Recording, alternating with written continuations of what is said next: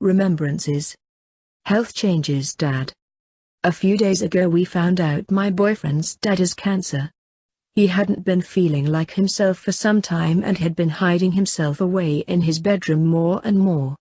It seems like just yesterday that he was up and about playing darts, ordering pizzas, taking the kids and us to the mini golf go-kart places to enjoy a day of spoils and an evening of nerve wars in the warehouse studio space.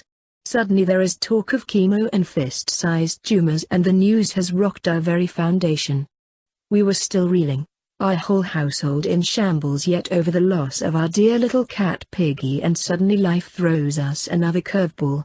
We kept in touch about the tests and went to the hospital when we heard the news just to be there with him and for him and the rest of the family after the diagnosis of cancer. It was a sobering thing to hear liver cancer and to think of how we all marched toward that indefinite infinity together side by side based on the lives we live and the choices we make. A few days after the diagnosis his skin was severely yellowing and he needed immediate surgery. The diagnosis was that a blocked passage between his liver and pancreas was causing him difficulties in being able to pass bile and it was filling his body with toxins. His skin, his eyes, everything seemed yellow, and from a solid guy he has begun now to look slenderer in areas, with his legs and arms slimming down. The day of the surgery we went together as a family to the appointment, scrambling to get everyone together and to make it to the appointment on time. Discombobulated and uncertain we struggled through from the house to the cars and the long drive up to the specialty hospital, then from one area of the hospital to the next as if in a continuous haze. We saw him all the way to the edge of the surgery and the awakening moments thereafter and all the way home again.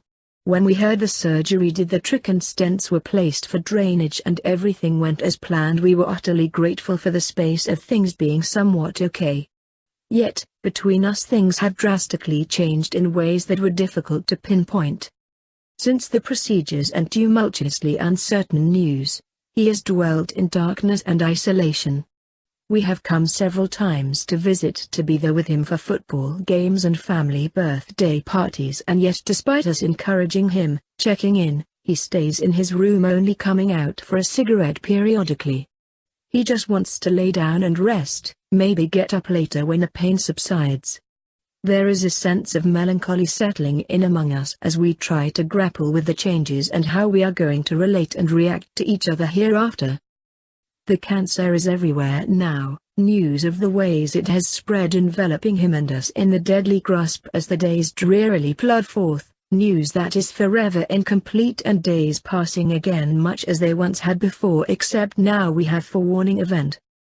We visited my boyfriend's dad the other day. He was still weak and had stomach aches in a sense, but was much more perky and hopeful. He was so brave and yet so prone, asking us to come back each day for a new visit to be there beside him as he prepares his body for chemo. They needed to give him 4 fluids because he couldn't use the bathroom as well as he should be able to when trying for number 2. Then he will go for his first chemo session on Monday. It is a hugely fearful thing. The roller coaster is mercilessly tipping and turning, rising and dropping, and there is no escape strapped in for the journey either way. One day death sentence sinking deep down in weeks or months, even days they say, followed by the moments of horror the day is saved. Forewarned, not listening, knowing trajectories and right ways and yet honoring does not involve bossing or telling, it is about sitting in knowing, gently going for the ride of once in a lifetime. Beside a dad I never knew would ever die. Short and scarce and blessed are the days of our lives. My boyfriend's dad and all of us enjoyed Mr. Bean's show last week like old times, caring, laughing, together. Sunday he did not feel up to a visit, stayed in bed. Regret. Dad. Last night I ranted about life, unfairly venting, and spent the day regretting, apologetically alone in my workplace office isolation, reliving my formerly unleashed discontentment. Not wanting to lose one of the only remaining sacred in our unified we that still exists unfalteringly. The only signs of failure are grief intensity blurring our loving unity. Prayers from a grieving heart are hard to speak. I wish I could know I was forgiven by all of you for all of the organic failures and poor choices I've made.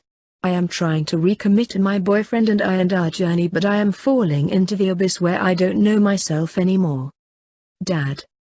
My dear Papa. In a way you had been a dream come true, the dad I had always wanted and needed, and now you are in heaven where I have a hard time reaching you. Not understanding the other realms, really completely shell-shocked over losing you. I don't know where your spirit resides anymore, and I feel lost to a whole set of obscure dreams. I can't bear the gravity of the emptiness and void, and the knowing that those things cannot ever again be the places you held and the position of love that you extended, now gone, and only in your memory do we again see them appearing. Drowning in grief, the world is emptying into something new again, a mountain of uncertainty to climb.